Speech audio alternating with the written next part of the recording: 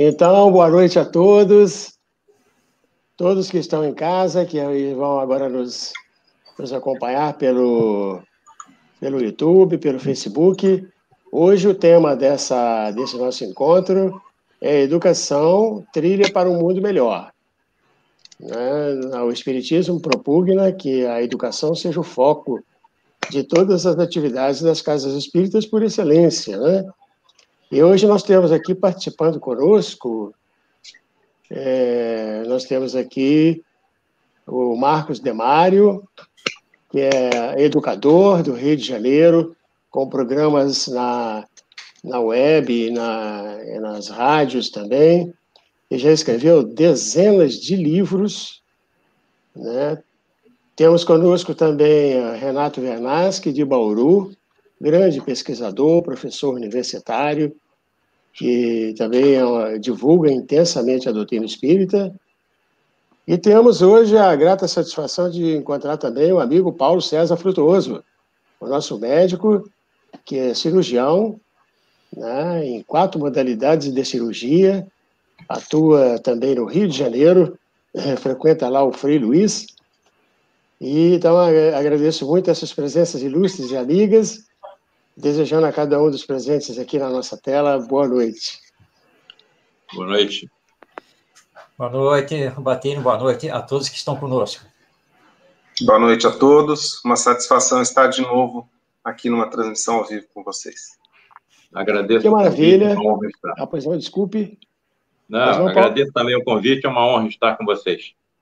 Que maravilha. Então, hoje nós vamos tratar desse tema e para começar o nosso conhecimento, né, em grupo e fazer com que chegue a muitas casas, muitos amigos queridos que estão por todos os lados, nós nos lembramos que lá no Evangelho segundo o Espiritismo, no seu capítulo 6º, que é o Cristo Consolador, né, lá no item 5, ele tem o advento do Espírito de Verdade.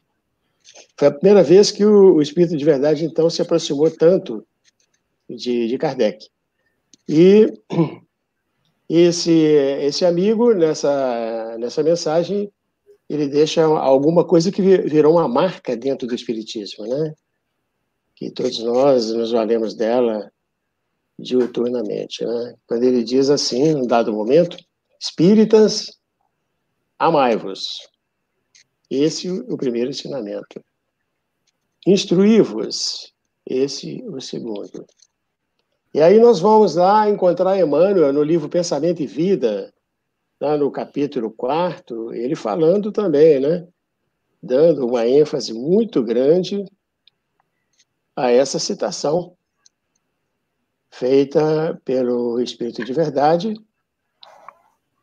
E ele vai dizer, então, para nós que, na verdade, né, o amor e a educação, né, são a mola propulsora da vida. E o Emmanuel faz nos lembrar uma coisa interessante, interessantíssima, por sinal, que ele compara a educação do homem, do ser humano, né, em evolução, como se fosse alguém alado, né, que tivesse asas. E onde uma ala é do amor e a outra é do conhecimento, sem o que não seria possível voar. Diante disso, quero inicialmente mexer aí com Marcos Demário, o educador, né, pedindo a ele que divague um pouco sobre isso daí no introito do nosso encontro. Bom, muito bem, muito obrigado, Rubattini, por essa introdução. A todos que estão nos assistindo, o meu fraternal abraço, as bênçãos de Jesus sobre todos nós. O amor é de essência divina.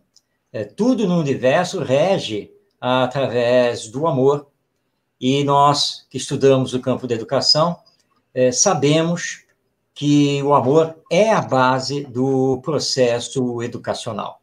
Processo esse da alma imortal que nós somos, espíritos reencarnados, que já trazemos toda uma bagagem, e que Allan Kardec muito bem lembra, já em O Livro dos Espíritos, que é pela educação, mas a educação moral, que nós haveremos efetivamente de transformar o homem e a humanidade. Então, nós precisamos entender que, a partir do nosso mestre Jesus, nós temos 3 grandes princípios da vida que precisam ser aplicados na educação. E quando eu falo em aplicar na educação, não estou me referindo exclusivamente à escola, mas sim também à família, essa grande instituição e base da nossa sociedade. Que 3 princípios são esses trazidos por Jesus?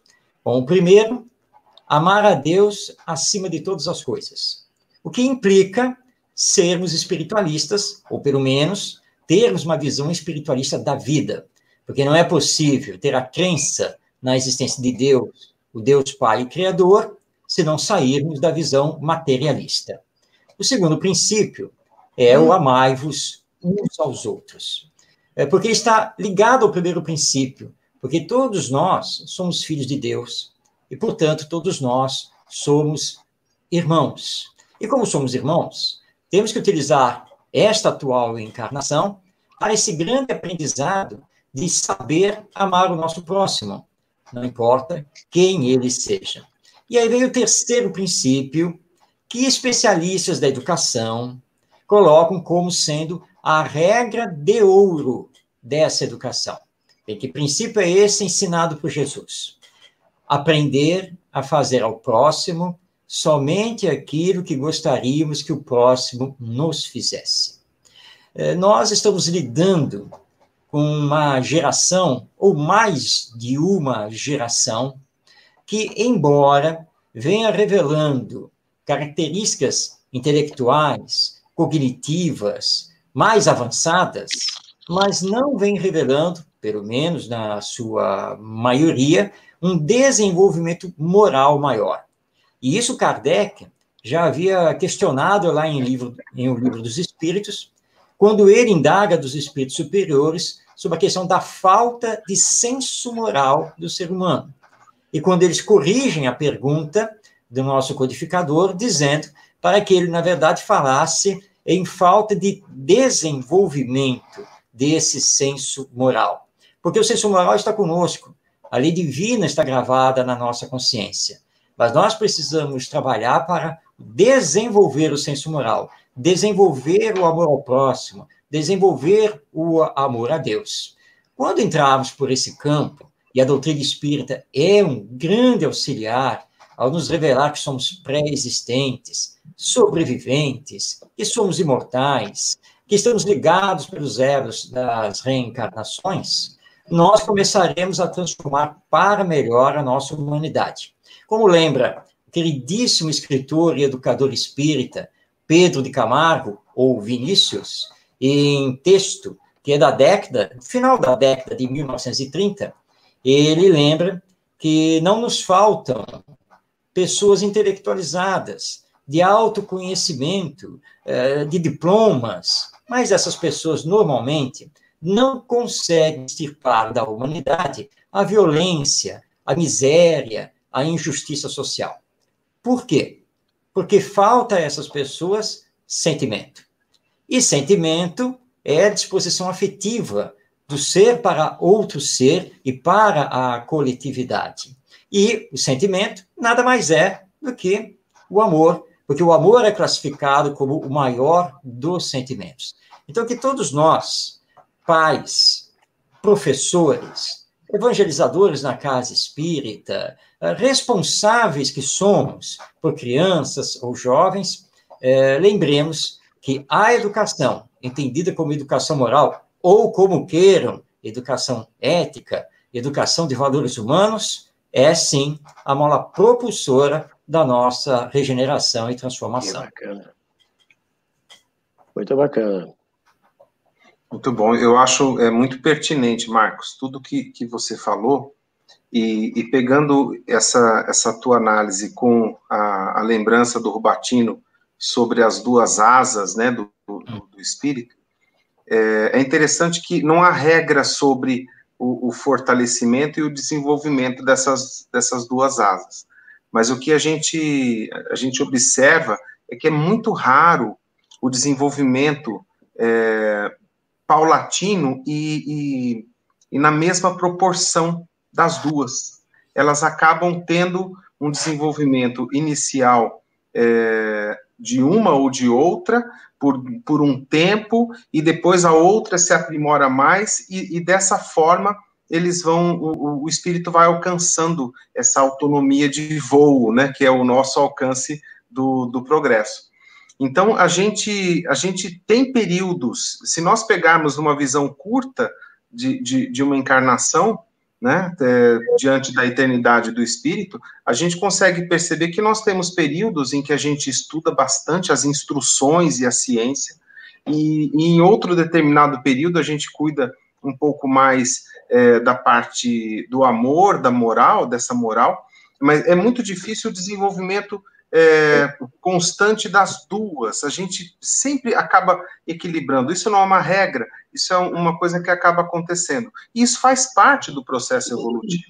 É importante, tem pessoas que acabam, como você bem falou, Marcos, que desenvolvem muito, acabam estudando décadas durante a ciência e as tecnologias e as coisas do intelecto, deixam um pouco de lado, né, o lado da moral e do amor, desse desenvolvimento do amor, mas eu acho que é interessante que eu sempre observo o seguinte: quando o desenvolvimento do intelecto ele é muito forte, a conversão depois, não, essa reestrutura do valor moral, esse desenvolvimento pode acontecer de forma mais rápida.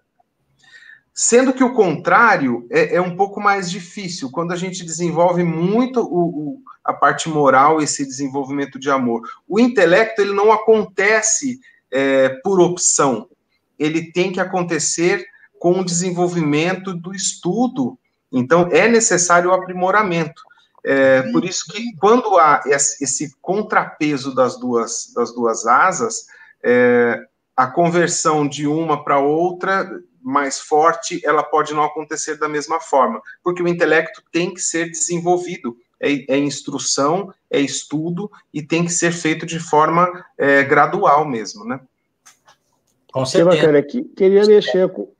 O desenvolvimento intelectual, normalmente, ele vem à frente do desenvolvimento moral, mas é o próprio desenvolvimento intelectual que leva o ser humano, paulatinamente, a fazer o seu desenvolvimento moral. Sim. Que bacana, queria mexer aqui com o Paulo Henrique, ou com o Paulo César, nosso médico da live de hoje, né, lembrando uma questão que é colocada por Emmanuel no livro Consolador, em que ele, para ser mais preciso, a questão 95, ele diz que, em face dos esforços da medicina, perguntaram a ele como devemos considerar a saúde. E aí ele respondeu: para o homem da Terra, a saúde pode significar o equilíbrio perfeito dos órgãos materiais. Para o plano espiritual, todavia, a saúde é a perfeita harmonia da alma, para a obtenção da qual, muitas vezes, precisamos das moléstias e deficiências transitórias da Terra. E não sei se o Paulo César ouviu bem aí? Perfeitamente. Por favor, queira fazer a sua entrada, amigo. Amigos, a área que eu pertenço, eu acredito que em torno de 70% a 80% dos médicos não conseguem acreditar em algo além da matéria. Principalmente nós cirurgiões, porque nós nunca encontramos a alma dentro dos corpos que nós operamos, que nós abrimos. Então, eu acredito que a grande solução para todos os problemas que nós estamos acompanhando na atualidade, que envolvem a humanidade, a solução seria a aproximação da ciência com o que é pregado pelas religiões. A distância entre os átomos e o núcleo, os elétrons e o núcleo de um átomo, são imensas, são imensas. Nós somos constituídos por aproximadamente 7 octilhões de átomos. Então, você bota 7 vezes 10 elevado a 23. Se nós reduzíssemos todos os espaços vazios que compõem os átomos dos nossos organismos físicos, restaria um resíduo na palma da mão, provavelmente seria somente energia. E aí é que entra o grande questionamento que eu encontro nas rodas em que o assunto alma e espírito surge na classe médica. Se nós somos constituídos por espaços vazios, e esse é a base que eu utilizo para tentar esclarecê-los de alguma forma ou despertar a curiosidade, onde é que estão os nossos sentimentos? A cernura, a saudade, o amor, a consciência, o pensamento? Não pode estar nos neurônios, nem nas nossas secreções, porque elas são também constituídas por espaços vazios. Então, todo esse sentimento que nós estamos discutindo aqui no início dessa apresentação não está baseado no corpo físico. A ciência está sendo obrigada a se inclinar na direção de acreditar que existe alguma coisa além da matéria. E nós acreditamos, por isso nós estamos aqui reunidos hoje. Existe um espírito imortal que foi criado simples e ignorante e vem evoluindo através das eras.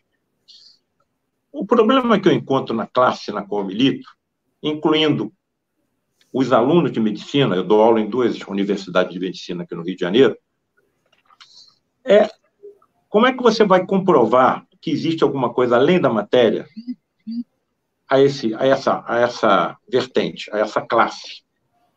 Então, a evolução da humanidade, ela tem 2 períodos de evolução.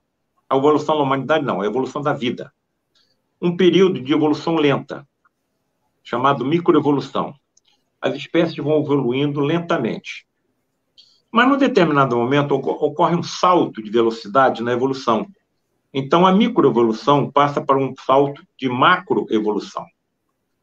Nós poderíamos colocar isso como uma certa forma de comparação para a crença no espírito e na alma, a humanidade. Um desses saltos macroevolutivos, certamente, um desses saltos macroevolutivos que acelera essa compreensão foi trazida pelo Espiritismo. Bem, ao longo da minha existência, foram colocados determinados fenômenos à minha frente que eu tinha que tomar uma decisão muito séria. Eu estava recém-saído aí dos bancos da universidade e era cirurgião. Então, eu me viro para a esquerda e nada disso está acontecendo. Porque eu acho que nenhum paciente vai se entregar anestesiado nas mãos de cirurgião que acredita em fantasmas. Ou então eu me viro para o outro lado e tento pesquisar na ciência o que é que eu estou vendo. E quando eu me virei para a ciência, eu encontrei grandes vultos da história e da ciência, inclusive prêmios Nobel, que tinham presenciado, pesquisado, examinado, estudado os mesmos fenômenos que eu estava vendo e concluíram que eram verídicos. Desde esse instante que eu tomei conhecimento disso, eu nunca mais parei de estudar. Então, eu hoje tenho 2 vertentes. Uma vertente no estudo da ciência, que eu preciso como médico, da ciência convencional, mas tem a outro lado voltado para o estudo da ciência do espírito. Como médico, hoje eu tenho a tranquilidade absoluta, inabalável, de confessar que muitas das doenças que nós tratamos, principalmente os tumores malignos, o câncer, nós estamos tratando dos efeitos, porque não conhecemos as causas. Não é possível que Deus permita o desenvolvimento de um tumor maligno em um feto. A criança nem nasceu e a tumoração maligna já está ali presente. Então, a única vertente que aproxima de forma efetiva a ciência com a religião é o espiritismo. Então, dentro dessa vertente, eu acho que somente a nossa comunicação, como eu diria, como as religiões fazem, da crença que nós temos, precisa de um embasamento científico. E esse embasamento científico está prestes a acontecer. A constatação científica da existência de um componente extrafísico, energético, vital, transmissor da vida ao elemento corporal e imortal. E quando é que isso vai ser comprovado? Pela tecnologia médica cada vez mais sensível. Nós já estamos usando antimatéria no escrutínio do corpo dos nossos pacientes. Existe um exame chamado PET scan, tomografia por emissão de pósitrons. O que é um pósitron? Elétron com carga positiva. Então, nós já estamos usando antimatéria no escrutínio do corpo humano. Daqui a pouco, essa tecnologia estará tão sensível que vai detectar a existência do espírito. O momento da separação, no momento natural da morte, entre o componente físico e o espiritual. Eu acredito que será aí o grande marco, a macroevolução na direção da compreensão de que todos somos imortais. Muito interessante. Aí, Marcos? Realmente, adorei a fala do nosso querido Paulo, porque no meio educacional, entre pedagogos e professores, nós sentimos também essa mesma situação em que a grande maioria é materialista, ou mesmo tendo uma religião, não consegue entender exatamente o que seja essa alma, a vida que continua após a morte, como nós espíritas entendemos. Então, como eu estava aqui recordando, que Allan Kardec, em O Livro dos Médiuns, ele diz que a primeira coisa que nós temos que fazer com uma pessoa materialista, que não tem a crença em Deus e nessa alma imortal, é trabalhar justamente com ela a questão de ela se tornar espiritualista, ou seja, levá-la, pelo menos, a pensar sobre essa possibilidade da existência de uma alma e da vida após a morte, até para explicar determinados fenômenos da vida que a ciência não consegue explicar. Eu recordo aqui, certa vez, numa festa de aniversário de uma amiga que era espírita, e, naturalmente, nós espíritas fizemos lá uma rodinha no bate-papo e estávamos falando sobre reencarnação. E um senhor, que depois fiquei sabendo era tio dela, esse senhor estava mais ou menos próximo, ele ouviu a nossa conversa, entrou e disse assim: olha, vocês estão falando aí desse negócio de reencarnação? Para mim, isso não existe. Isso é uma balela, isso é uma mentira. Aí eu olhei para ele e disse assim: bem, vamos fazer o seguinte, vamos tomar a reencarnação como uma hipótese, um talvez, uma possibilidade. Então, eu lhe faço a seguinte pergunta: se a reencarnação existisse, e, obviamente, com a imortalidade da alma, então, se ela existisse, o senhor não acha que ela explicaria muitas coisas da nossa existência? Aí ele parou, pensou um pouquinho e respondeu: ah, sim. Bom, se a reencarnação fosse uma verdade, sim, ia explicar muitas coisas. Então, tá bom, foi um prazer conversar com o senhor, voltemos à festa. Porque é preciso primeiro fazer com que a pessoa pense. Deixa ela pensar. Mas se a reencarnação explica, se a imortalidade da alma pode explicar, por que não? Então, acho que é um grande passo e que o Espiritismo veio realizar, que é justamente esse: abrir as portas para pensarmos, refletirmos, estarmos abertos para estudar os fenômenos da própria vida, para então nos reconhecermos como almas imortais. Ô Marcos, é muito interessante isso que você falou. Às vezes nós encontramos pessoas pela vida que têm o lado intelectual ou o lado moral mais ou menos desenvolvido.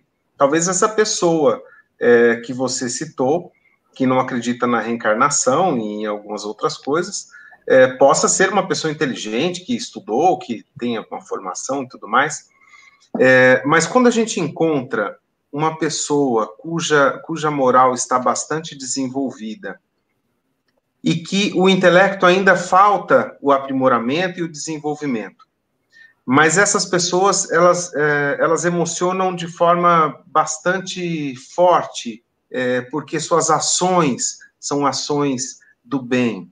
E estamos falando hoje, com um tema central, falando sobre educação como o único caminho, né?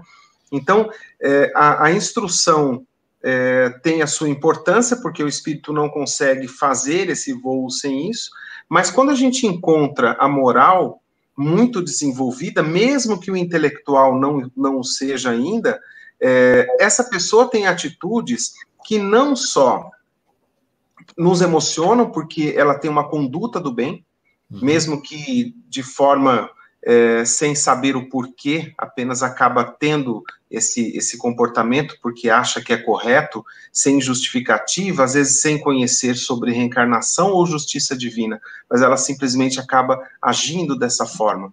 E tem uma expressão que eu adoro, que é ler o evangelho nas pessoas e nas atitudes. Quando a gente consegue encontrar alguém que nós conseguimos ler as linhas do evangelho nos seus atos, nas suas palavras, não de divulgação do evangelho, mas nas suas palavras com as pessoas, isso é uma coisa que nos toca bastante. E nós vemos exemplos nesse sentido, arrastando muito mais pessoas e convencendo muito mais pessoas, às vezes, do que com a própria divulgação formal das palavras sacras ou doutrinárias, né? A gente tem aquela frase do teólogo alemão que diz que o exemplo não é uma forma de educação, né? Ela é a única forma de educação.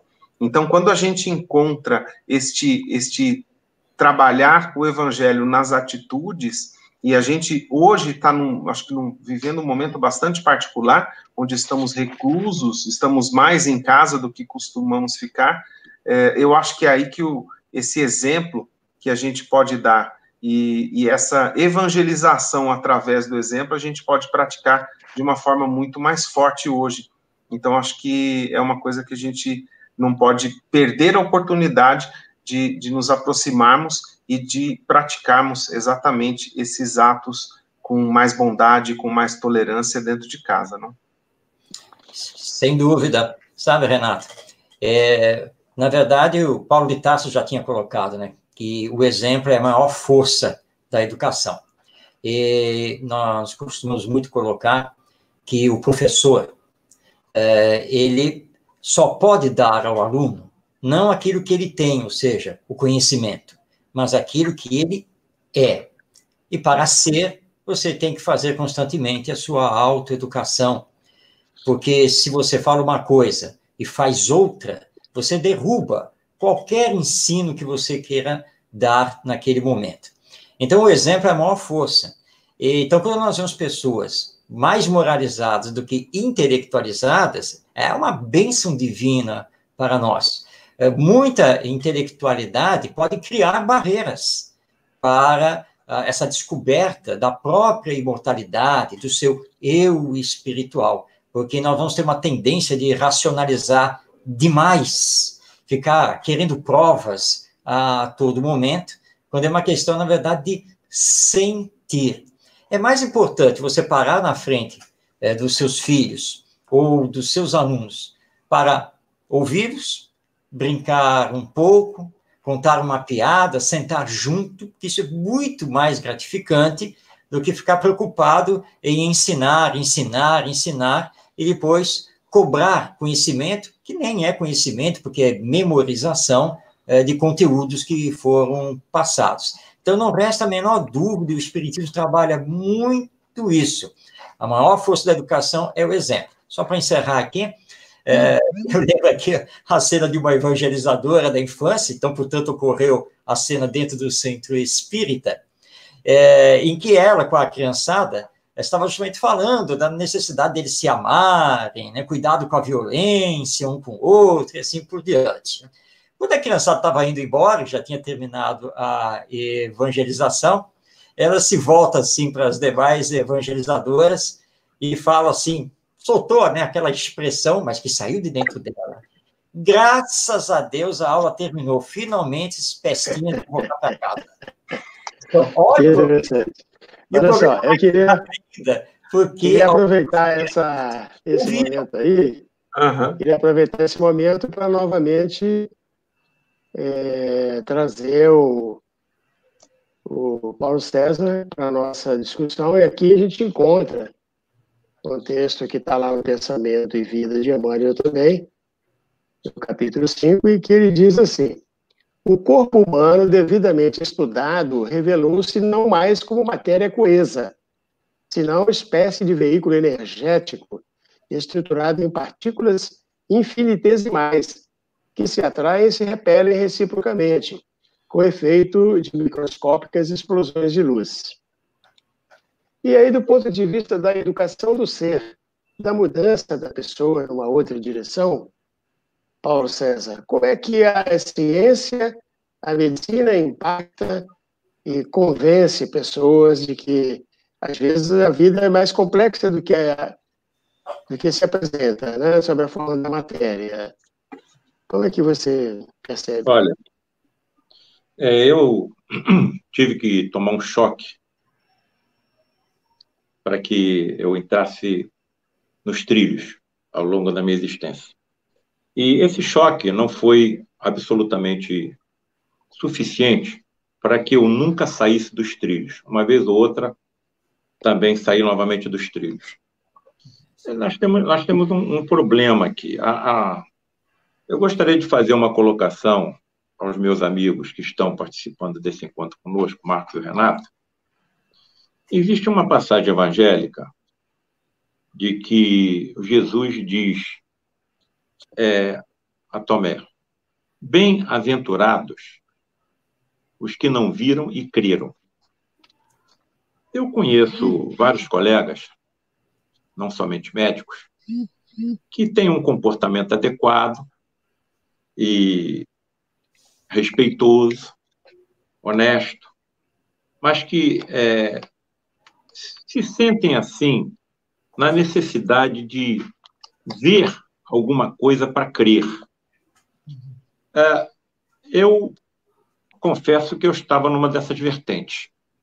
Os meus amigos aí, que conselho dariam àqueles que necessitam ver para crer? Diante das palavras de Jesus, bem-aventurados os que não viram e creram. Será que vocês podiam me dar uma opinião sobre essa situação? O que vocês acham? Eu preciso ver para crer. O que eu faço? Boa pergunta, muito boa pergunta. Realmente, como nós temos pessoas assim, só que Kardec lembra que muitas vezes não adianta mostrar os fenômenos, mostrar todas as provas, fotografias de espíritos materializados, o caso X, o caso Y, e vai por aí afora. Porque a pessoa pode assistir, pode ver tudo isso, e mesmo assim não acreditar. Nós temos um caso contado por um companheiro da cidade de Niterói, aqui no estado do Rio de Janeiro, onde justamente um amigo dele que era médico, mas extremamente cético, não acreditava em nada, mas esse meu amigo, de tanto conversar com ele sobre as questões espíritas, então esse médico aceitou ir a uma reunião mediúnica, onde se faziam tratamentos e com materialização de espíritos. Segundo o meu amigo, a reunião foi exuberante, a reunião foi maravilhosa, os espíritos fizeram várias demonstrações, as materializações foram praticamente perfeitas. Então, terminada a reunião, meu amigo se voltou para o seu amigo médico e aí perguntou para ele: bom, e aí? O que foi que você achou? Qual é a sua opinião? Ele coçou o rosto, olhou para o amigo e disse: não, foi tudo ilusão. Nada disso foi verdade. Porque quando a pessoa não está predisposta a querer ver, a querer entender, não adianta. Então, vamos lembrar o outro ensino de Jesus, né? Que nós não devemos jogar pérolas aos porcos. Nós vamos dar a explicação, vamos tentar lá entregar um livro, alguma coisa, mas se a pessoa não quiser, é um problema dela. Mas o que nós temos que fazer, e essa é uma técnica dentro da educação, e precisamos trabalhar muito, não apenas conosco adultos, mas com as novas gerações, vamos fazer pensar. Faz ele pensar, entrega algumas coisas e deixa o tempo passar, porque é preciso sentir. Se você não quiser sentir, se você não quiser sair da sua zona de conforto, que você criou para si mesmo, não vai adiantar. Então, lembrando Jesus, vamos sacudir a poeira das nossas sandálias e seguir em frente. Renatão. Eu complementaria, Paulo, com duas histórias que eu me lembrei agora. Primeiro, a gente tem que lembrar da parábola do semeador, né? as sementes serão lançadas e haverá terrenos férteis e haverá terrenos onde as sementes serão levadas pelo vento, queimadas pelo sol, e a gente, infelizmente, não consegue o aproveitamento todo dessa semeadura, né? Então, haverá momentos em que se perderão sementes, mas acho que faz parte do processo. Mas eu me lembro de duas coisas interessantes. Tem um grande palestrante da cidade de São José do Rio Preto, chamado Rodrigues Ferreira, onde eu, desde a época de Mocidade Espírita, ouvia ele falando muito bem, com palestras maravilhosas, e pela internet acompanho que ele ainda está na ativa, e isso é muito bom. Ele disse que uma vez conversava com um amigo dele, católico, e que se apegava muito a questões da Bíblia, e ele tentava, através da luz do Espiritismo, mostrar que algumas coisas ali não tem que ser levadas ao pé da letra, e ficou justificando, e ele pegou o episódio em que Jonas ficou algum tempo dentro da barriga de uma baleia, e ele tentou explicar cientificamente o quanto isso seria impossível, um ser humano ficar alguns dias dentro de uma barriga da baleia, e trouxe trouxe anatomia, trouxe a fisiologia toda, e chegou no final, o amigo dele falou assim: Rodrigues, deixa eu falar uma coisa para você. Se na Bíblia tivesse escrito que a baleia ficou dentro do estômago de Jonas, eu também acreditaria. Então, acabou a discussão naquele momento. Você não vai convencer o inconvencível, né? E quanto ao ceticismo, tem um outro amigo nosso, Orlando Noronha Carneiro, que é um médium psicógrafo espetacular, que vem todos os anos aqui em Bauru fazer o seu trabalho de psicografia, que nós acompanhamos do início ao fim todo o processo, de uma lisura e de uma responsabilidade mediúnica ímpar. Ele que esteve e bebeu da fonte de Chico Xavier, lá em Uberaba, participou muito de tudo isso. Eu já levei pessoas céticas para acompanharem todo o processo, para ver que não há interferência nenhuma das pessoas, e que ele está transmitindo aquilo porque há espíritos, e não há outra forma de não sê-lo, para ter tanta riqueza de informação, se não fosse através de outra mente que não a dele. A pessoa assistiu tudo aquilo, saiu de lá e falou assim: isso é charlatanismo. Então, há um momento em que nós podemos receber as informações para que elas frutifiquem dentro da gente. Eu gosto muito da palavra humildade, que vem do latim humus, que é terra fértil. Então, a humildade é o terreno fértil para receber essas sementes. Então, aprender é um processo de humildade. Então, às vezes, o que pede tanta prova, às vezes ele não está com o terreno fértil, simplesmente. Talvez esse terreno precise ser arado, trabalhado, para que essas sementes frutifiquem. Então, a gente, às vezes, acho que o Marcos falou muito bem, a pérola aos porcos, ela tem que ser evitada. Não desgaste-se nesse processo. De repente, essa necessidade de tanto ceticismo seja um momento de preparação para um futuro aprendizado. Mas a gente pode chegar à conclusão de que, nesse momento, lançar as sementes lá seria infrutífero. No livro A Face Oculta da Medicina, um dos livros do Paulo César Frutuoso, ele nos mostra a história diferente dessa que o Marcos contou, onde ele, como protagonista, como participante daquelas cenas, com ele aconteceu o contrário, né, Paulo? Deixa eu aproveitar a base que me foi dada pelo Marco. Ele tocou no fenômeno de materialização de espíritos. Então, aqueles que estão nos vendo e ouvindo, que fiquem bem assim cientes do que possa ser isso. Eu acredito que, quando eu desencarnar, o meu espírito vai ingressar num universo paralelo a esse que nós vivemos. Sob condições especialíssimas e raríssimas em toda a história da humanidade, o meu espírito que ingressou em um universo paralelo ao que eu estou, pode se teletransportar de lá para cá e, durante alguns momentos, se materializar. Uma série de exigências físicas e químicas são necessárias para que tais fenômenos aconteçam, mas acontece.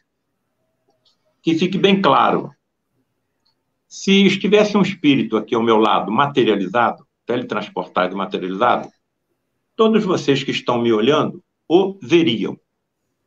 Se esse espírito teletransportado, materializado, falasse alguma coisa, todos os que estão nos vendo agora ouviriam.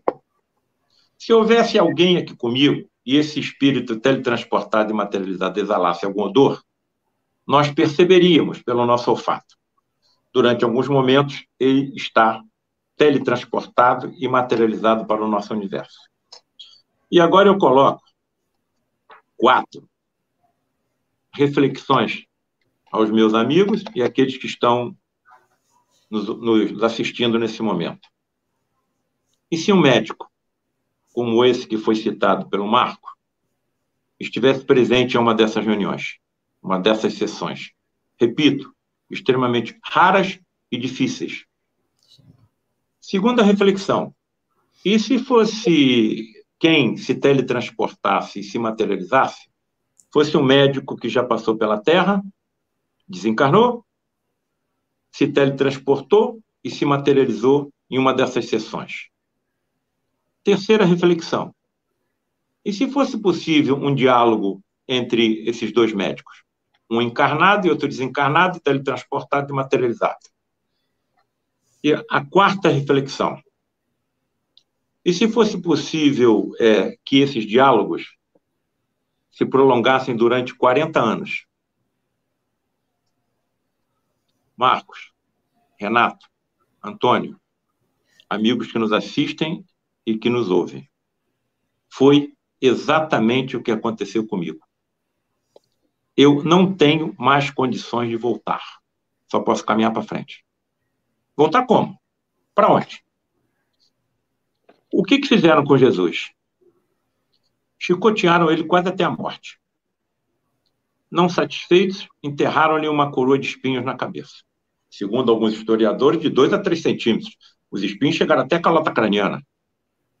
Não satisfeitos, crucificaram o corpo de Jesus. Pregaram ele numa cruz. Não satisfeitos, ainda passaram uma lança no seu tórax. Os historiadores, segundo as descrições evangélicas, primeiro saiu água na penetração da lança e depois saiu sangue. Patologistas estudaram o assunto e chegaram à conclusão que houve um choque cardiogênico na membrana que envolve o coração, o pericárdio. Então, da metade para cima ficou o plasma, da metade para baixo ficaram os elementos figurados do sangue. Plaquetas, glóbulos brancos e os glóbulos vermelhos. Se isso acontecesse há 2000 anos, na hora que a lança atravessou o pericárdio de Jesus, primeiro sairia o plasma, depois sairia o sangue. Talvez eu pensasse que primeiro saiu água e depois saiu sangue. Os seus amigos e os seus parentes retiraram o seu corpo da cruz, colocaram numa gruta hermeticamente fechada durante 3 dias no calor do deserto. E depois desse 3º dia, ele aparece com seu corpo todo reconstruído. Estão percebendo qual é a dificuldade da classe médica em acreditar na história? Qual o médico que ia acreditar numa história dessa? Mas e se, como aconteceu comigo, você encontrasse um plano B que pudesse explicar o que possa ter acontecido, inclusive com base científica? E se não acontecer uma ressurreição do seu corpo? E sim uma materialização do seu espírito? Então, você começa a abrir fontes de aumentar, assim, a crença racional. Eu não vou te dizer que a presença dos fenômenos modifica a pessoa. O que modifica é a reforma íntima. É reforma íntima. Mas quando eu vi tudo aquilo, eu fiquei tão esmagado, amigos, tão esmagado, que eu cheguei a ponto que eu disse o seguinte: eu vou ter que colocar esse livro e explicar à classe médica o que está acontecendo, o que aconteceu comigo, o que eu vi, o que eu testemunhei. Mostrar a eles que nenhum deles está sozinho, nem os que não acreditam nisso. Enquanto nós estamos cuidando da parte física, os médicos espirituais estão conosco, cuidando da parte espiritual, estão nos intuindo, vai pela esquerda, vai pela direita. Depois que esse livro saiu, e saiu mais 5, porque não falta assunto, 40 anos você vendo isso acontecer, conversando com eles, recebendo explicações de como atuam do lado de lá, recebendo orientações do que, como proceder em determinados casos dos meus pacientes, sendo, Marco, Renato, sendo levado em algumas dessas reuniões dentro da cabine onde o médium estava por uma entidade materializada e vendo com a cabine iluminada pela luz, pela luminescência da entidade, o corpo do médium no leito, com diminuição de 30% a 40% da sua massa física, olhando o médium e olhando a entidade. Então, eu fiquei tão esmagado que tive que colocar esse livro. E o que aconteceu? A minha vida virou pelo avesso. Tamanha é a necessidade de informação. Quem somos? Para onde nós estamos indo? De onde que nós viemos? Então, o que está sendo colocado para mim são lampejos do que vai ser a medicina mediúnica do futuro. Ninguém pode curar um leproso sem conhecer a existência de um micro-organismo chamado bacilo de Hansen. Ninguém pode curar um cego de nascença sem conhecer toda a estrutura do globo ocular, uma das mais complexas estruturas que a biologia conhece. E ninguém pode fazer um paralítico andar sem conhecer toda a estrutura muscular, óssea e nervosa do corpo humano. Se há 2000 anos ninguém conhecia isso, onde foi que ele aprendeu? Só pode ter aprendido com civilizações que nem existem mais, em múltiplas e múltiplas encarnações, talvez com bilhões de anos, talvez não, com bilhões de anos de evolução. Então, para cada célula do meu corpo físico, do meu globo ocular, do meu sistema nervoso, dos meus ossos, dos meus músculos, houver um componente extrafísico localizado no perispírito. E se eu tivesse conhecimento científico que soubesse como transportar células do corpo perispírito para o corpo físico de um paciente? Eu acredito que tenha sido isso que ele fez. Agora, para isso, você vai precisar quantidades imensas de energia. E as energias estão em nós. Se eu pegar 60 gramas do corpo do Marco, se eu pegar 60 gramas do corpo do Renato, do Antônio, em 60 gramas dos nossos átomos, quem está dizendo isso é a ciência, é a física. Nós temos energias capazes de construir 60, mais de 100 bombas atômicas iguais às que foram lançadas na cidade de Hiroshima. Eu peso 90 quilos, 90 mil gramas. 160 mil bombas atômicas. Eu tenho só na minha parte física e na minha parte extrafísica. Então, se eu conseguisse controlar de forma inteligente toda essa energia e tivesse conhecimento científico de como transportar células do perispírito do corpo físico, eu acredito que eu compreenderia tranquilamente o que Jesus fez. Então, duas são as principais razões para que tais fenômenos muito raros aconteçam. E aconteceram durante 60 anos no lar de Frei Luís. Primeiro motivo, atendimento de pacientes graves que a nossa medicina pouco pode ajudar, principalmente cancerosos, que é a área que eu mais atuo. A maior parte dos pacientes que eu operei nesses 45 anos que eu sou cirurgião foram cancerosos. Segunda motivação menos importante, lampejos lá no horizonte do que será a medicina mediúnica do futuro. Quando os médiuns serão poderosos médiuns, já são, sem saberem, não acreditam. Então, quando você é colocado diante desses fenômenos, o caso que foi citado aqui pelo Marcos, o colega assistiu uma. Quantas eu assisti ao longo de 40 anos? Então, o que está acontecendo? Colegas que trabalham comigo, um deles, por exemplo, há mais de 30 anos, chegou perto de mim e falou assim: Paulo César, eu vou te contar uma coisa que eu nunca contei. Depois que eu vi o seu livro, ouvi algumas coisas que você fala nas suas palestras. Eu estava de plantão no Hospital Cardoso Fontes e deu entrada o filho de um médico com tiro no tórax. A bala estava no coração, mas ele estava vivo. E ficou sob os meus cuidados. Nos meus cuidados, o coração do filho do médico parou. Então, eu comecei a massagear, com auxílio, evidentemente, dos outros colegas que estavam me ajudando. Massageio o coração do filho do colega por 40 minutos e o coração dele não voltou. E eu resolvi parar. Nesse momento que eu resolvi parar, nitidamente eu escutei no meu ouvido alguém dizer: continua. eu continuei e salvei a vida do filho do colega. Ele trabalha comigo há mais de 30 anos e não me falou nada. Então, na hora que nós começarmos a divulgar esses fenômenos, que no futuro serão comuns, eu acredito que o que a classe médica precisa vai chegar. Comprovações científicas de que nós somos imortais, que a vida não está no casulo, que está na borboleta. Daqui a pouco nós vamos deixar, que não é a primeira vez que nós estamos aqui, nem será a última. Então, essa aproximação, essa incentivação nossa, a aproximação dessas duas vertentes que conduzem a humanidade, vão ser muito importantes. Eu estou percebendo isso, inclusive, nas faculdades de medicina que eu leciono. Os alunos estão criando,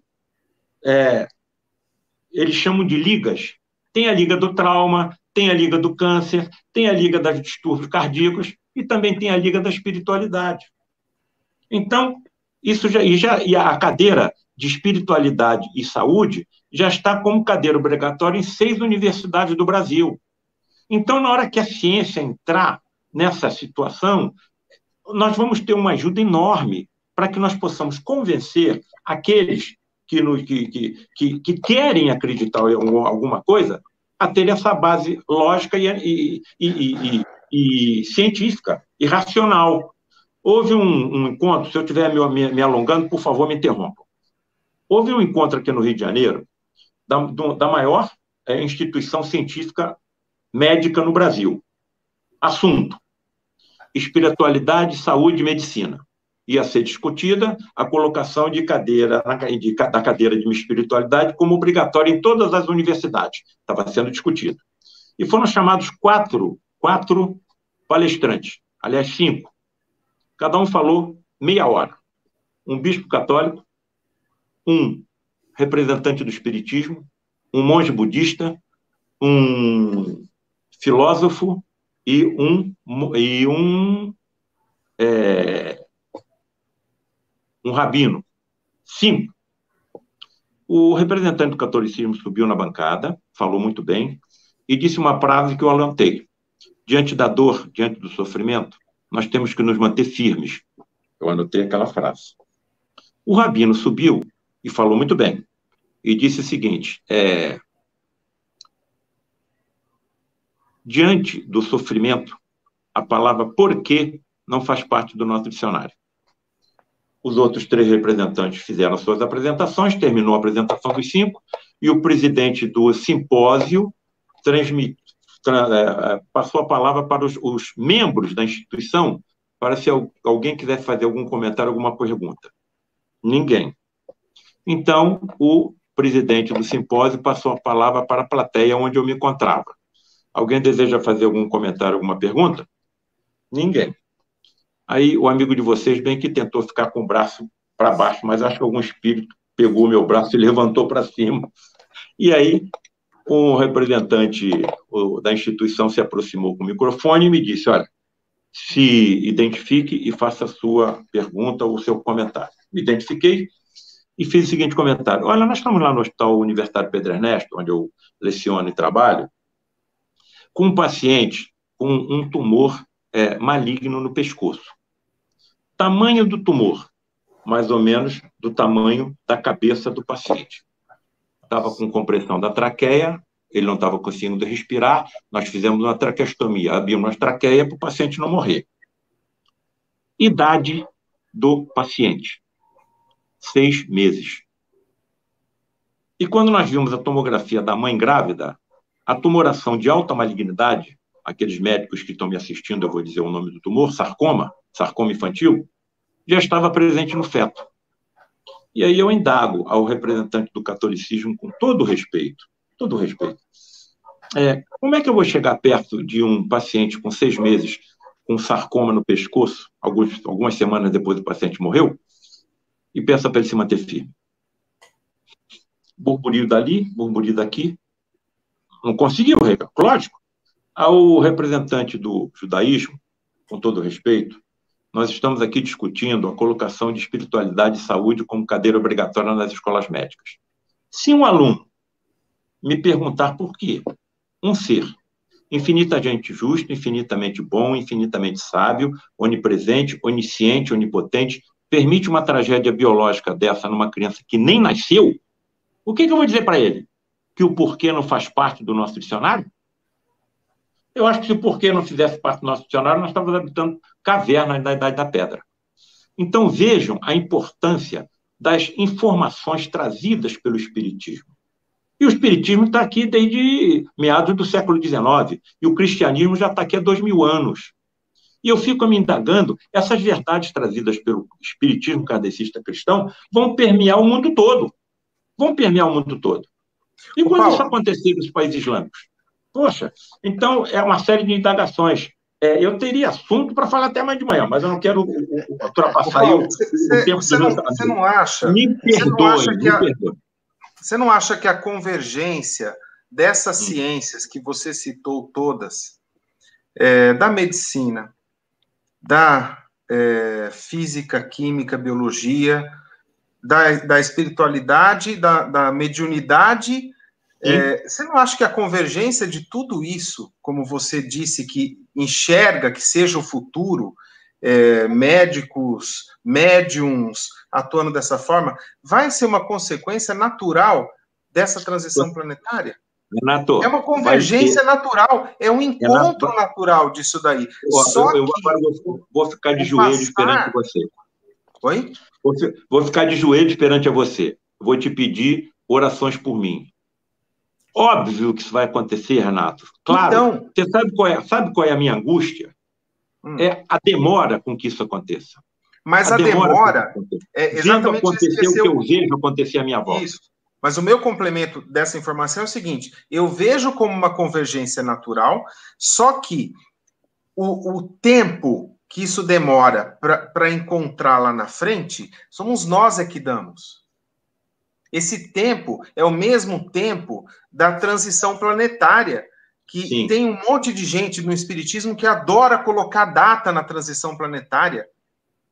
Adora colocar data, adora falar que 2019 era, que 2057 será, e no Evangelho segundo o Espiritismo é muito claro, está colocado de maneira muito clara, a transição planetária do provas e expiações para a regeneração acontecerá quando o orgulho e o egoísmo estiverem extirpados dos corações dos habitantes.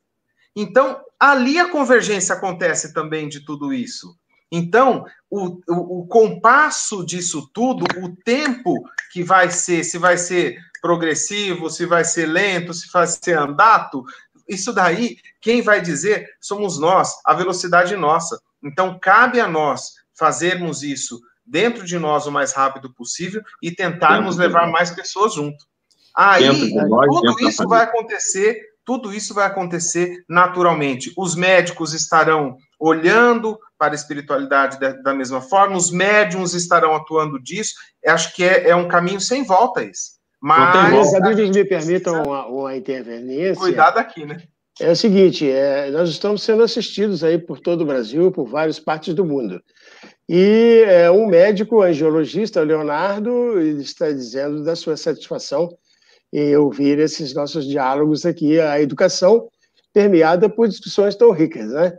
E nós temos também uma cirurgiã, assim como o doutor Paulo César, né? nosso irmão querido, a Lívia Figueiredo, também mandou uma mensagem muito simpática dizendo que está muito interessada no que discutimos, né? E muito feliz com isso. Mas eu agora queria, nesse momento, fazer uma colocação aqui para o Marcos Demário.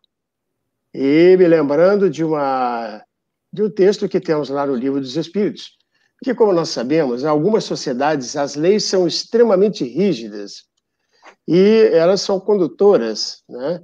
Elas fazem com que, às vezes, a sociedade se comporte de uma maneira que interessa a organização social, a paz, a harmonia, e leis muito duras.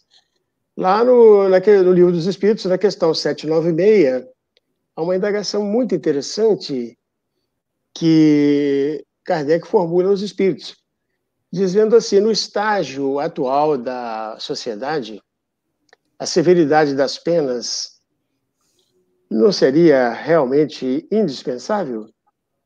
E a resposta é que os espíritos dela foram uma sociedade depravada, certamente precisa de leis duras.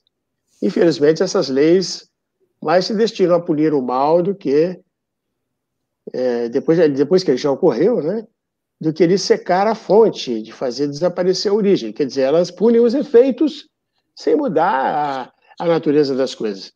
E aí o amigo espiritual que respondia completou dizendo: só a educação pode reformar os homens, que então não precisarão mais de leis tão rigorosas. Aí perguntaria a Marcos Demário se ele pode divagar um pouco aí sobre essa interessante parte, né, que o Kardec nos levanta para nós, né? Com certeza, Rubatino. E, usando aqui a terminologia atual, vou linkar com o que o nosso querido Paulo falou e o Renato também. Não resta a menor dúvida que, com o passar do tempo, nessa transição para o mundo de regeneração, nós teremos a convergência para a espiritualidade, para a alma imortal, vamos regenerar a nossa medicina, tudo vai acontecer, mas como bem lembrou o Renato, no seu devido tempo e de acordo com o nosso melhoramento moral. E nós temos que pensar o seguinte: nós estamos há apenas 75 anos do encerramento da Segunda Grande Guerra Mundial, onde nós utilizamos o conhecimento disponível na época só para fazer o mal, matando milhões de pessoas e prejudicando a evolução da humanidade. Se não estivermos moralizados, o que vamos fazer com as informações de ordem espiritual sobre o perispírito, os fluidos, o magnetismo? Então, nós precisamos entender que tudo tem o seu tempo. E como dizem os espíritos, em O Livro dos Espíritos, somente a educação pode transformar a humanidade. E Kardec faz uma colocação magistral quando ele lembra que os espíritos não estão falando da educação intelectual, não estão falando da educação que passa conteúdos de disciplinas curriculares, não estão falando da educação do conhecimento, eles estão falando da educação moral. É difícil falar disso fora do meio espírita. Eu tenho já 21 anos com uma organização não educacional que trabalha projetos educacionais ligados à espiritualidade, e quantas vezes eu já fui mal recebido ou até mesmo rebatido, porque o professorado, de uma forma geral, não consegue entender essa questão da formação do caráter, de corrigir más tendências, porque eles acham que isso é algo que pertence exclusivamente à família. Mas, por sua vez, os pais, em sua grande maioria, acham que educação é o que se faz na escola. E aí se eximem dessa grande missão, como está colocado lá na questão 582 de O Livro dos Espíritos, de que são eles os pais que precisam corrigir as más tendências que, porventura, seus filhos ainda apresentem. São eles os pais que precisam dar bons exemplos, mas isso só vai acontecer se houver autoconhecimento e autoeducação. São os pais que devem também potencializar as virtudes, aquilo que esses espíritos estão trazendo, e a escola vai fazer a complementação desse trabalho, tendo por base o amor em toda a sua estrutura, em todas as suas atividades. Então, alguns avanços científicos, alguns avanços na área da mediunidade, dentro da medicina, nós não estamos preparados, moralmente falando, para hoje encararmos e trabalharmos com essa realidade. Nós mesmos, espíritas, quantas vezes nós ignoramos a própria doutrina? Kardec, na introdução do Livro dos Médiuns, primeiro parágrafo. Olha que o Livro dos Médiuns é de 1861. Portanto, nós temos 4 anos apenas de espiritismo. Mas ele fala lá na introdução do Livro dos Médiuns: a experiência nos confirma que os problemas enfrentados na prática da doutrina decorrem da ignorância dos seus princípios doutrinários. Então, nós precisamos, paulatinamente, ir juntando, né? Chegar junto, intelectualidade e moralidade. A intelectualidade vem primeiro, né? Mas nós precisamos urgentemente combater o egoísmo, o orgulho, a vaidade, a hipocrisia, enfim, todas essas paixões e vícios morais que nos desviam do bem e do amor ao próximo, nos desviam da humildade, da caridade e do pensar no coletivo. Se hoje, como disse o nosso querido doutor Paulo, se nós pegássemos, né, Paulo, né, uma porção minha do Rubatino, do Renato e sua, né, teríamos, né, uma energia até maior do que a bomba atômica jogada em Hiroshima, o que será que nós faríamos? Tem gente... Mário, né? Sim, o que um terrorista não faria com essa energia? Não é verdade? Então, nós espíritas entendemos, que é o tema aqui do nosso debate, que a educação é a trilha, é o caminho para transformar a humanidade. Mas só quando entendermos o que seja educação, porque nós não sabemos o que é educação. Nós confundimos a educação com a instrução. Usando aqui uma palavra que foi formatada pelo querido educador José Pacheco, nós confundimos educação com ensinagem. E não é isso. Educação é a formação do caráter.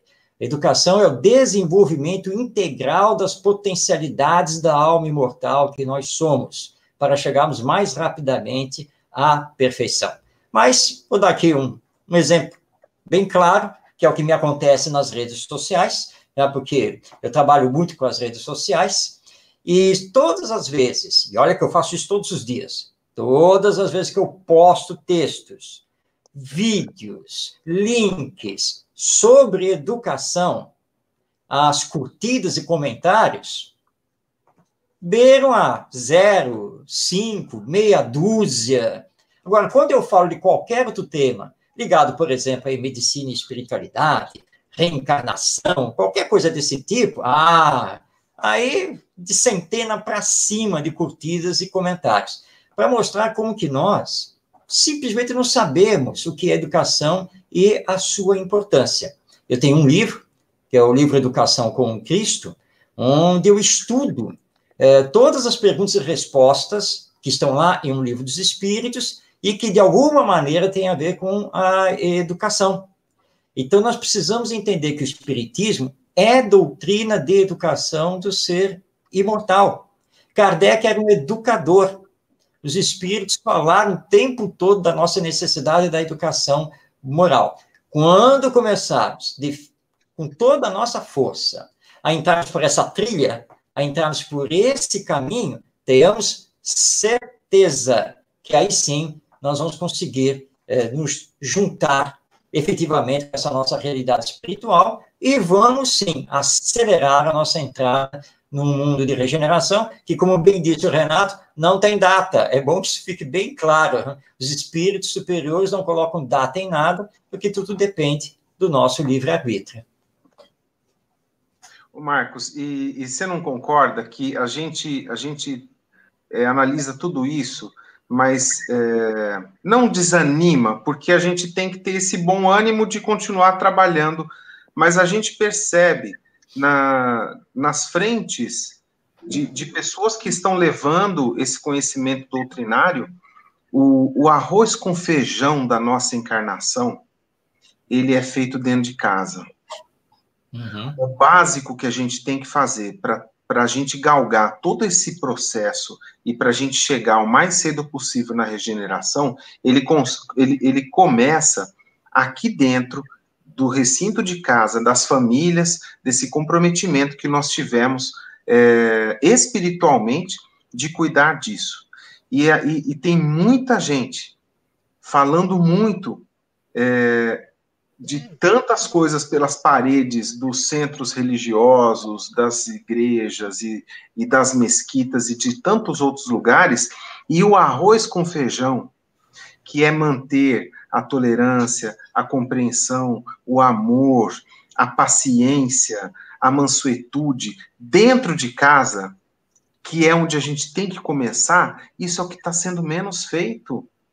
E essa pandemia toda está colocando às claras e colocando à tona esse quadro que eu acho muito preocupante, já que estamos falando de transição planetária, que eu acho que a gente está engatinhando nesse processo de transição, porque o que tem que ser feito de mais urgente na reforma íntima, no nosso progresso e na nossa educação, na educação que nós nos comprometemos a dar para os nossos filhos, tem que ser feito dentro de casa. E aí onde mais se esquece. E no Evangelho segundo o Espiritismo, no Bem-aventurados os mansos e pacíficos, ele tem uma frase muito, muito forte, dizendo de pessoas que têm esse verniz e esse sorriso no rosto para fora de casa, e que dentro, quando entram, para aquelas pessoas que ele pode subjugar, eles viram, usar a expressão que está no Evangelho segundo o Espiritismo, tiranos domésticos. Pessoas que não desenvolvem essa paciência, desenvolvem para os amigos, no trabalho, na prática doutrinária, aí é muito fácil, porque as pessoas não se subjugam facilmente. Agora, aqui, onde ele pode subjugar, ele esquece e faz isso da pior forma possível. Então, acho que a gente tem que cuidar de casa, essencialmente, para a gente acelerar um pouco mais, porque, assim, se hoje me perguntarem quando que você chuta uma regeneração, eu acho que séculos são poucos. Eu acho que a gente está bastante distante desse quadro. Mais otimista, porque estamos galgando. Mas a gente pode acelerar isso se a gente cuidar do nosso beabá, que é dentro de casa, e fazer isso da melhor forma possível, com amor, com educação do Evangelho, dentro de casa. E o mais importante que cada um de nós já falou, o exemplo. O exemplo, fundamentalmente, ele pode arrastar resultados substanciais quando você fala em evangelização, e principalmente quando você está no seu lar. O teu exemplo pode mover as pessoas para um lugar que a gente não consegue imaginar, de tão positivo que pode ser. Sabe, Renato, nós temos que lembrar a questão 625 do Livro dos Espíritos, quando nos é apresentado que Jesus é o nosso modelo e guia. Não é o fulano, não é a fulana, não é o artista X, não é a atriz Y, nada disso. Nosso modelo e guia é Jesus. E, obviamente, com Jesus, o Evangelho, que são todas as lições de ordem moral que Kardec fez questão de trabalhar em O Evangelho segundo o Espiritismo. Então, nós temos que tomar essa grande decisão de vida, de não falarmos apenas da boca para fora, que nós somos espíritas, que somos cristãos, mas fazer todos os esforços para combater em nós as más tendências que ainda temos, os vícios que ainda possuímos, para ser o exemplo, como Jesus o foi. Então, nós temos que nos falar diariamente isso. Jesus é o meu modelo e guia. É a ele que eu devo seguir, porque seguindo-o, eu vou aprender a amar o próximo. Aprendendo a amar o próximo, eu vou fazer a caridade. Fazendo a caridade, eu aprendo a ser humilde, operoso. Nunca vou perder a fé e a esperança, porque eu sei que dias melhores virão e que tanto ele como nosso Pai, Deus, eles nunca irão me abandonar. E aí, relembrando, que já foi dito aqui a parábola do semeador, é por isso que nós, espíritas, educadores, médicos, enfim, todos, nunca podemos perder a esperança. E estarmos sempre perseverantes, semeando, trabalhando. Já me falaram mais de uma vez por que eu não abandono o campo da educação, já que parece que os projetos, as palestras, os livros, parece que não mexem, né, com os pedagogos e os professores. E eu sempre respondo que eu sou um idealista inveterado e que acredita na educação, mas que sabe que tudo tem o seu tempo.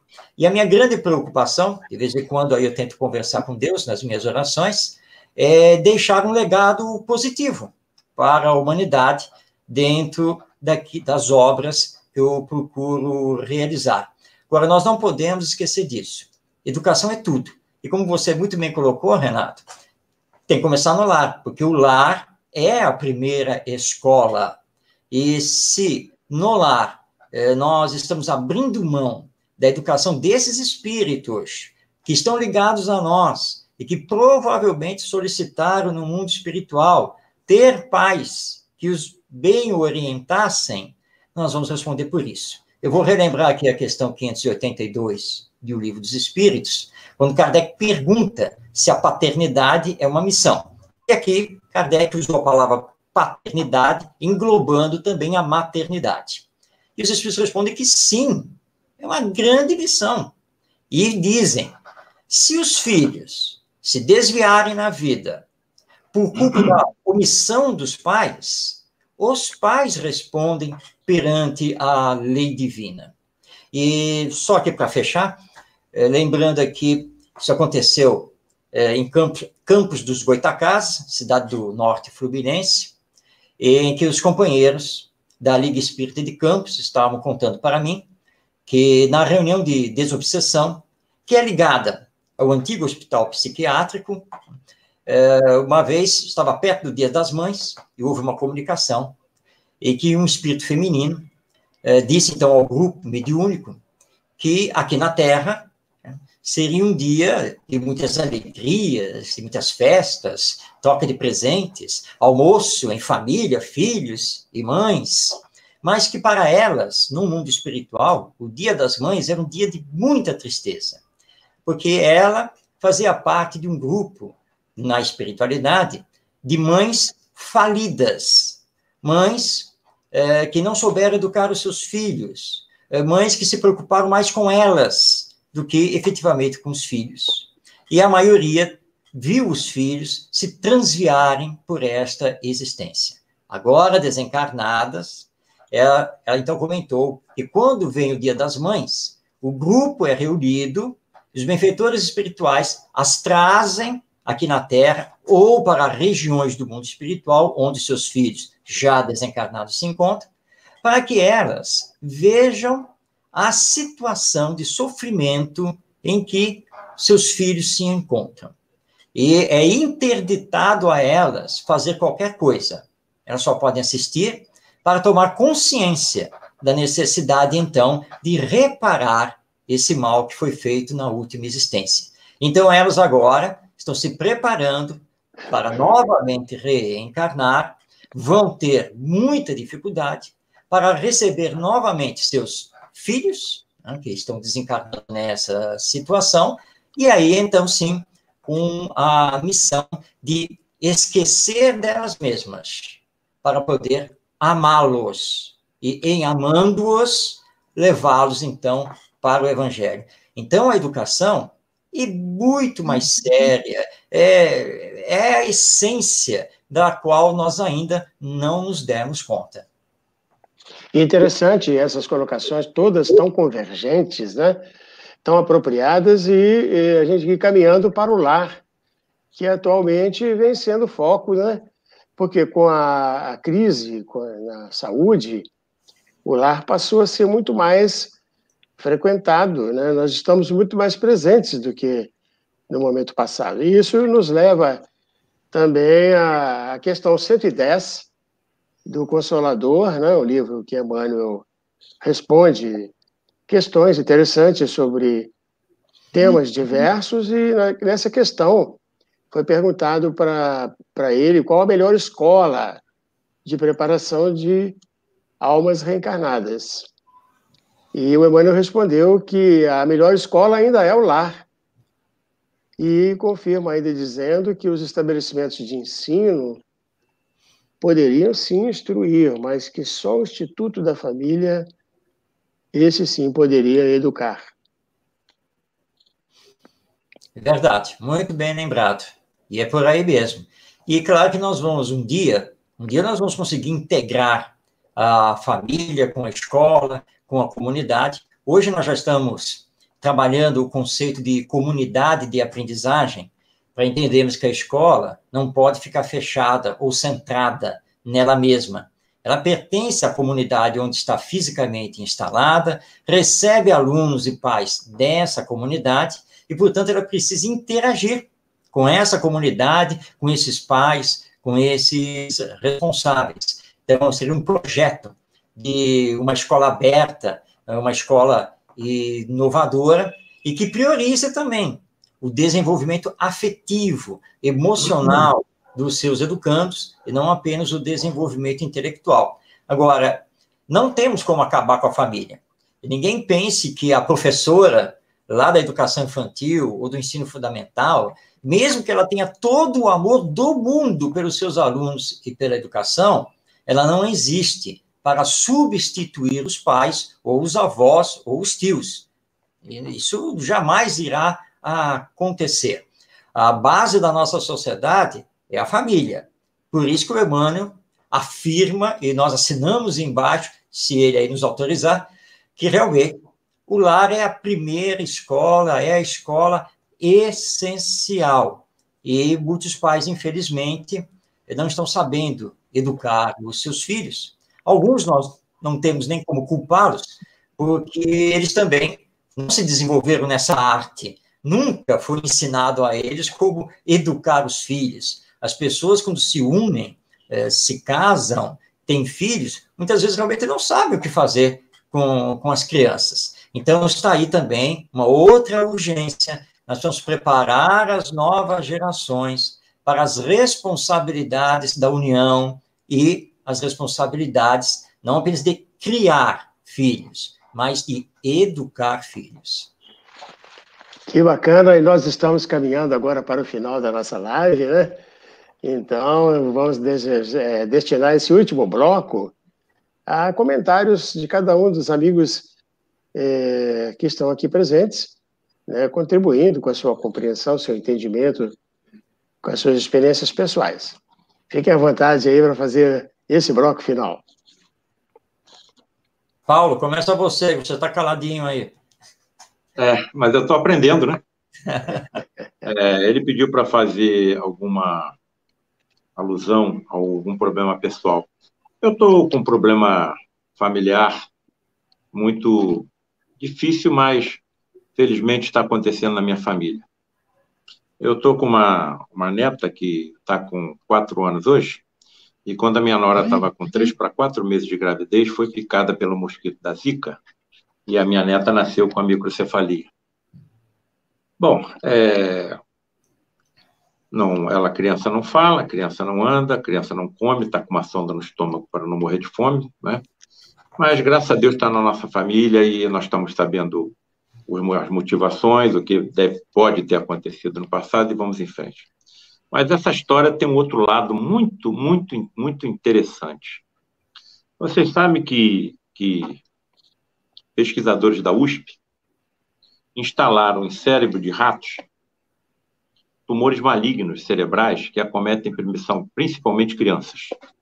Quando esses tumores malignos acometem a criança, a solução para a medicina é abrir o crânio, tentar tirar o tumor do cérebro, depois fazer radioquimioterapia e a maioria desencarna. Pesquisadores da USP, não sei de onde eles tiraram essa ideia, mas evidentemente eles estão intuídos pelos espíritos que os acompanham, e injetaram nesses ratos que eles implantaram o mesmo tumor maligno infantil, o vírus da Zika. Renato, Antônio, Marcos, o vírus eliminou todas as células cancerosas e não atacou mais nenhuma. Já começaram os testes em humanos. Só o espiritismo explica uma situação dessa. Então, esses espíritos vieram com uma bagagem kármica e uma bagagem missionária de trazer uma solução para um terrível problema que nós, na medicina, enfrentamos. Que fique mais essa colaboração nossa para esse encontro tão importante, tão valioso. Muito bem.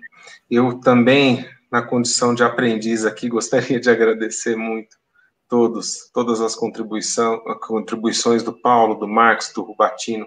A gente sempre acaba vendo outras visões, outros enfoques sobre o mesmo tema, e a gente sempre acaba aprendendo um pouco mais. Eu agradeço a oportunidade, primeiro, de poder falar da doutrina espírita, de poder falar sobre educação, e eu, como professor também que sou, fico muito feliz de poder falar sobre isso e de poder, como espírita, falar sobre essa importância de estarmos nas nossas casas, de estarmos na sociedade como exemplificadores do Evangelho, pelo menos numa tentativa.